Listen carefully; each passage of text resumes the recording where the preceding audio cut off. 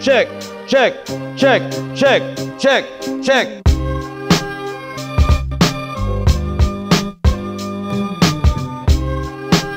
Second Sight talaga is yung pinakaunang event sa taon bilang introduction ng taon na to ng liga. Parang ganun din ulit yung epekto nito dahil nga maraming mga bagong pasok. Saktong-sakto talaga na may pangalawang Second Sight. Kumbaga, ganito kaaga pa lang may introduction na kayo sa kung ano pang parating sa liga.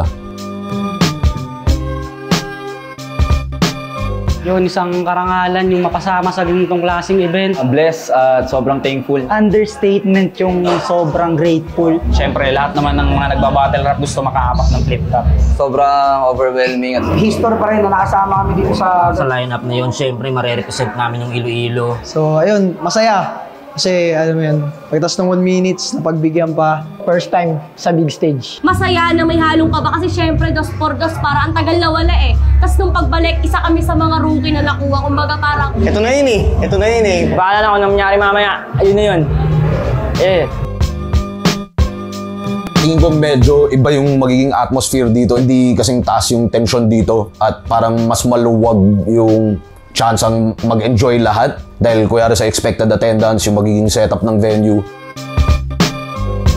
Yung mga pupunta ngayon, sila yung mas tutok sa battle rap kasi parang i-bite mo tong ganitong lineup tapos pumunta ka, ibig sabihin, sila yung mga mas malalim yung pagsubaybay sa flip top. Talagang surprising ang expectation namin dito. Expect the unexpected. Be ready to be amazed. Sigurado po dito sa TIU, bakbakan pa rin po yan. Pula ko sa event na to, sa lapag gaganapin to. Dahil ganito dati sa B-side Pag sakto lang ang pumunta, sa lapag to gaganapin to.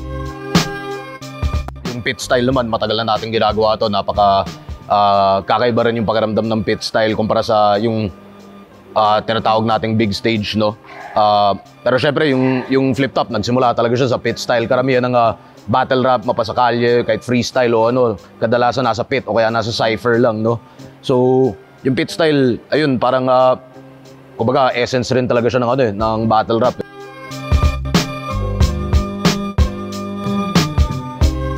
Sobrang solid, naka-pit style tayo ngayon. Konting practice pa para mas lalong malinis yung mga pumapakita namin mamaya. Magiging masaya tong battle nito and sana mabigay namin yung expectation nyo sa amin. Yeah! Yeah! Come on.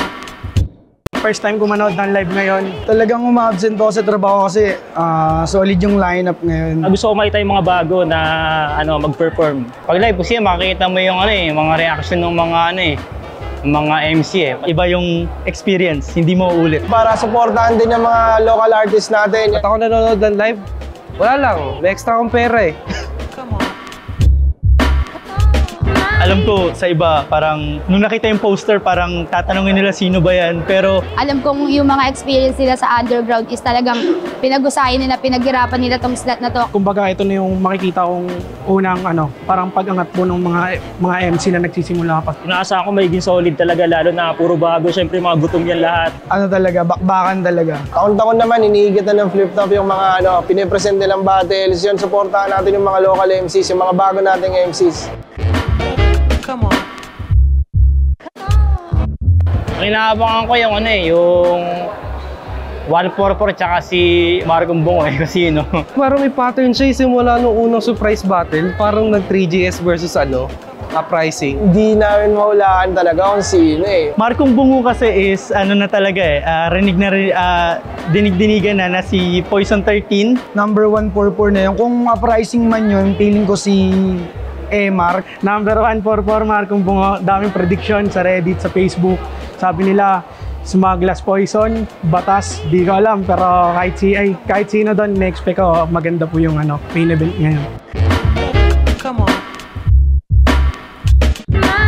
Pinakaabangan ko sila, Aubrey. Supremo and C-Rhyme, ganun kasi feeling ko magiging classic yung battle nila Talagang inaabangan ko din talaga yung masasabi ng kalaban ko si Tulala. Atoms, Cygnus, tapos Jos Vicente. Kasi curious ako kung paano sila magsasalpukan. Magkaibang spectrum sila kung paano sila magbabakbakan, bahala sila doon. Inaabangan din namin yung mga kasabayan naming rookie na si Nego G. Pamoso. Jensan, sila Article Clifton, tsaka si Secreto. Deadline, RG versus Pamoso, Nico G. Yo, ang inaabangan ko dito sa lineup namin, syempre, number 144 tsaka Marcong Bungo. Yung 144 and Marcong Bungo. Marcong Bungo, tsaka yung number 144. Kasi number 144 tsaka Marcong Bungo. Marcong Bungo sa number 114. 144 versus Marcong Bungo. Alter ego, yung main event natin. Marcong Bungo, tsaka number 144. Sobrang ano siya eh. Di ko alam kung sino eh. Wala tayo, di yan alam. Kahit ako nasa lineup, di ko yan alam. Pero nalaman ko na kanina lang, ngayon lang. Okay, solid yun pala. Inaabangan ko si Poison, wala pala siyang laban.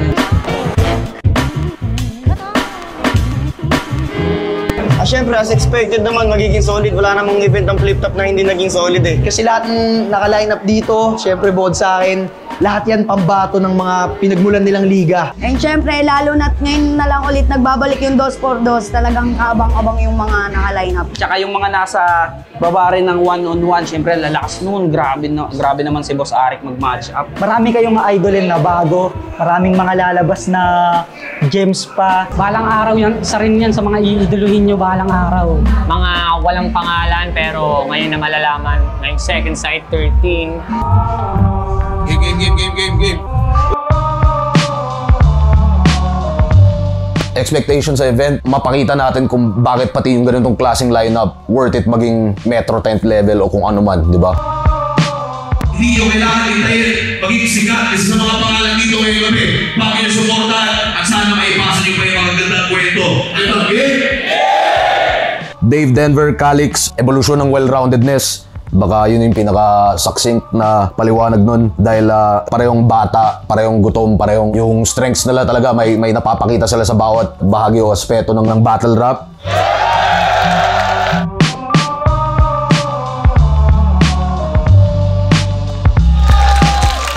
Supremo versus C-Rhyme. Si C-Rhyme may kakaibang comedy, kakaibang construction na technical din. Supremo talagang evolution of well-roundedness. Siguro sa mga ganitong laban, doon mismo pinakababaksak yung uniqueness at creativity ng mismong content or ng substance ng sinusulat mo. Parang kapag ganun kadikit yung lahat ng skill levels, parang doon na lang sila tatatak sa inyo. Kumbaga, huwag may napakita silang kakaiba na extension ng nila, ng identity nila, ng style nila at personality nila. Kararating lang ni Jonas ang inay niya agad. Nanguhusga pa. Ano ba, Joe? Gulo. Nagkakakayay para sa patay na ang laban.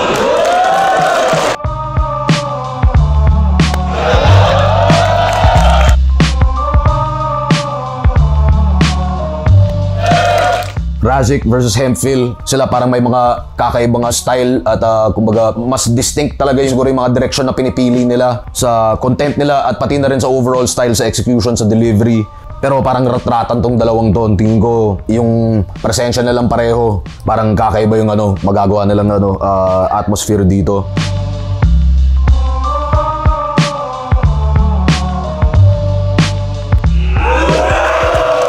Battle is engaging talaga, yung crowd talagang nagpa-participate, nag-react, talagang makikita mo yung pit style na setup, talagang effective siya. Mas ramdam, malapit sa'yo yung mukha ng mga tao, alam mo yun. Mas ramdam mo yung expression nila. Yun, chill na lang kasi nakaraos na yun rin masarap sa pag-unang battle ka. Inom ng flip-top beer, ispatan nyo yun, flip-top beer. Manood kayo para matikman nyo din. Nagpa-practice ako dyan sa mga gilid-gilid kung saan maabutan. I-spit ko sa last time yung verses ko para pagdating doon medyo refresh sa memory and then wakakak.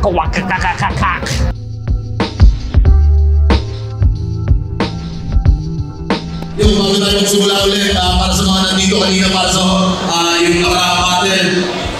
Ulitin ko lang ito, hindi sa magdadahilan, pero sa isang banda, medyo pakiramdam ko, kasalanan ko rin yun. Sana naisip ko rin na either bigyan siya ng iusog lang yung battle niya ng isa pa.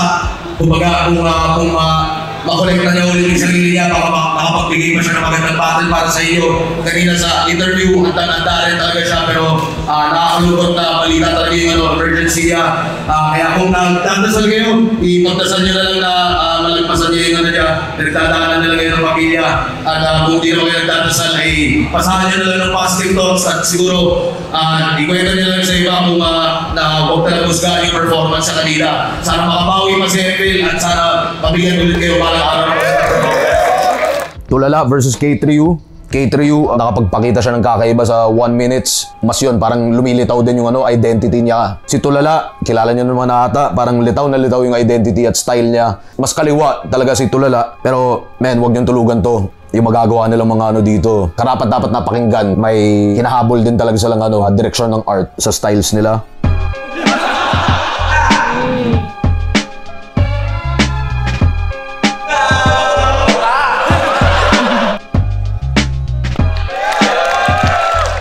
Diyan si Aubrey Marichu versus Secreto at Article Clipted. Yung styles nila lalo, parang ito yung mga pagkakataon na baka sobrang ma-magnify nila at sobrang may iba sila maipakita. Ganun din para kay Aubrey at Marichu.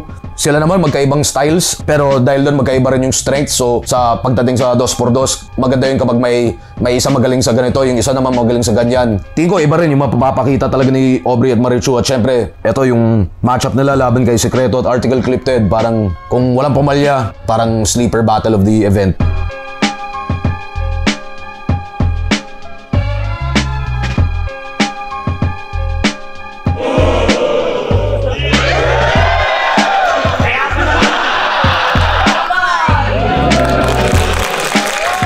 Atoms at Cygnus versus Jos Vicente. Tingin ko nakita nyo naman na yung styles ni Jos at Vicente at kung bakit sila napakabagay na magsama sa 2x2. Kutob ko iba yung puwersang mabubuo nila na silang dalawa. Pero nakita ko naman dito kay Atoms at kay Cygnus, palag rin tong dalawang to, hindi sila magpapabuli o kung ano man. Sa letrahan din, kakaiba yung strengths nila eh. May gusto rin patunayan tong si Atoms at Cygnus at syempre sila Jos at Vicente, makontinue pa rin nila yung magpapakilala nila sa liga ng flip top.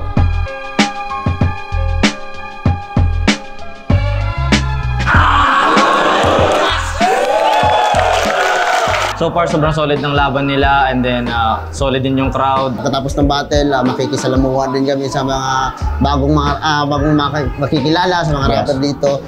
Then, manonood kami para kahit papano, mas ma-enjoy pa namin yung gabi na to. Na yung laban ko, nakaraos na ako, nakainom na rin ako ng flip top beer. Kumuha ng flip top beer and sumiyar-siyar, ikot-ikot po, apiran sa mga tropa. Nego G, Pamoso ng Valenzuela at Deadline RG ng Iloilo. Nego G, Pamoso, kahit gaano kalayo yung strengths nila or styles nila, parang feeling ko may matatahi silang kakaiba rin dito. Deadline at RG, posibleng hindi kayo kasing pamilyar, pero mga Iloilo represent naman, magkaibang strengths din kung tuusin sa styles nila. Maintindihan nyo na worth it silang panoorin, parang paalala sa inyo na hindi dapat tulugan yung mga ganitong klaseng matchups.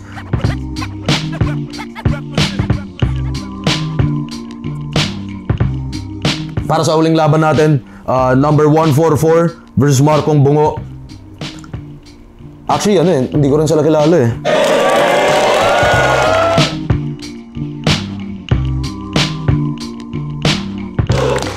Sa pagkatapos ng second side 13, pinaka-pangarap namin is makapag-Cebu, Davao ulit. Tapos ahon na.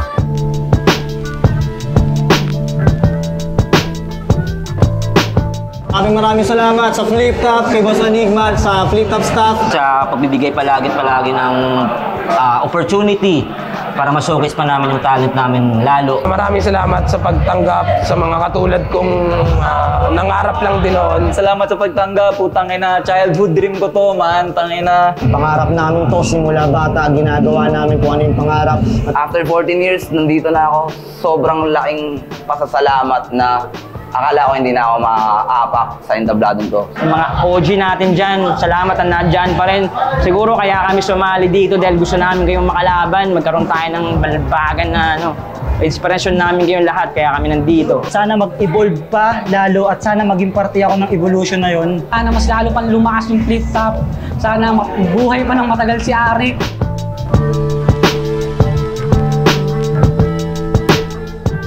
Yo, sa mga nanonood ng Flip Top, diretso lang at syempre, supportahan natin lahat. Tuloy-tuloy pa rin yung suporta nyo sa Flip Top. Marami pang madidiscover na talent at mas marami pa kayong ma-appreciate na hindi nyo inakalang i-appreciate nyo. Lalo nyo lang tangkiligan yung liga. Huwag yung piratahin. Huwag yung piratahin yung Flip Top, guys. Supportahan nyo. Abangan lang natin, supportahan lang natin, sama manood tayo ng live kasi iba talaga.